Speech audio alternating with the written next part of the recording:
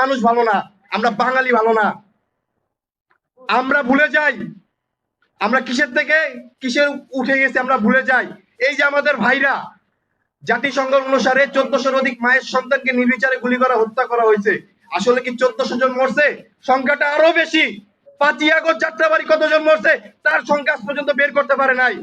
কিন্তু যা দেখেন তাদের ব্যাংক ব্যালেন্সের সংখ্যা কত দেখেন, যা গয়না শেষ করতে পারবেন না। আজও পর্যন্ত আমাদের ভাইদের সঠিক সংখ্যা বের করতে পারে নাই। আজও আমাদের মারা রাস্তায় রাস্তায় ঘুরে আমার ভাইয়ের খোঁজ যে পাইয়ে দিয়েছে তার ভাই আজও নিখোঁজ। কি বলে তাকে সান্ত্বনা দিব বলেন?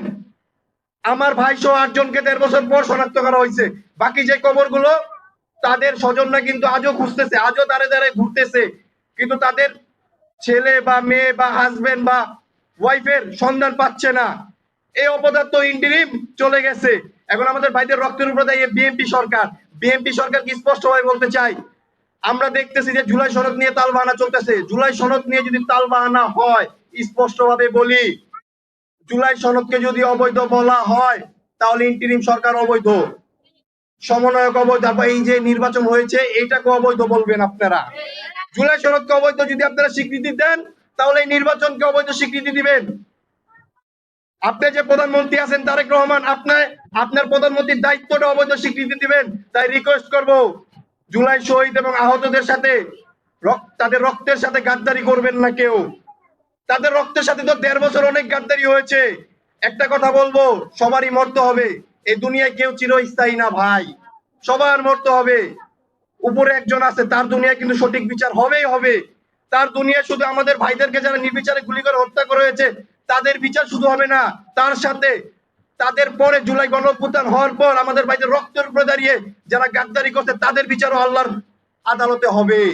আমি আল্লাহর আদালতে প্রতিনিয়ত বলি, হে আল্লাহ, আপনি আমাদের ভাইদেরকে যারা নির্বিচারে গুলি করে হত্যা করা হয়েছে, হত্যা করছে, তাদের বিচার আপনি করবেন। এবং তার সাথে আমাদের ভাইদের রক্তের উপর দাঁড়িয়ে যারা গাদ্দারি করছে, 1 বলবো প্রশাসন, 2 বলবো মিডিয়া, 3 বলবো সমন্বয়ক, 4 বলবো রাজনৈতিক দলরা।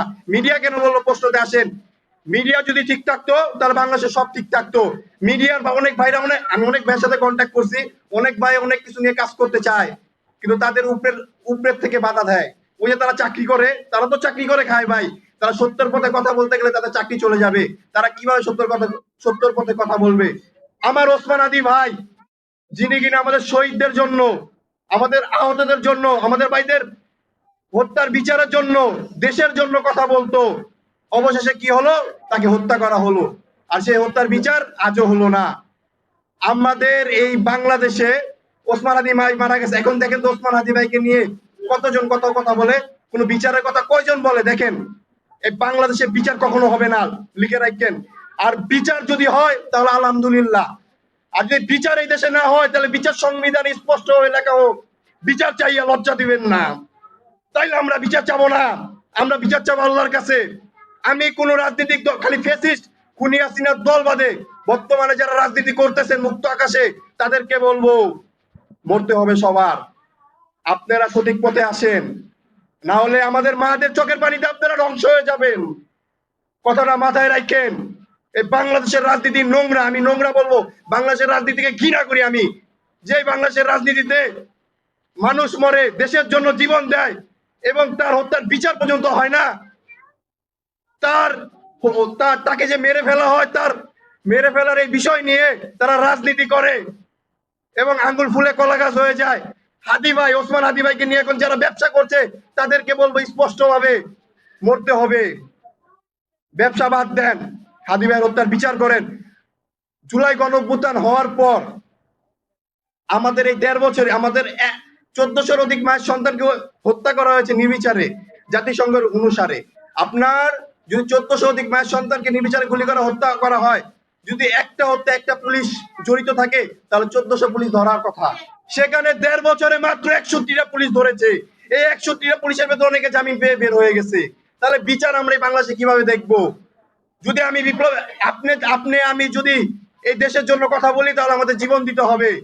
দিন শেষে আমার মা বাবা ভাই বোন তারাই কানবে, দেশের মানুষ আমাদের জন্য 1 মাস 2 মাস কানবে, তারপর ভুলে যাবে ভাই। এটাই বাস্তবতা। এই দেশে কোনোদিন বিচার পাওয়া যাবে না। বিচার শুধু আল্লাহর দুনিয়ায় চান। আল্লাহ বিচার দেখাবে ইনশাল্লাহ।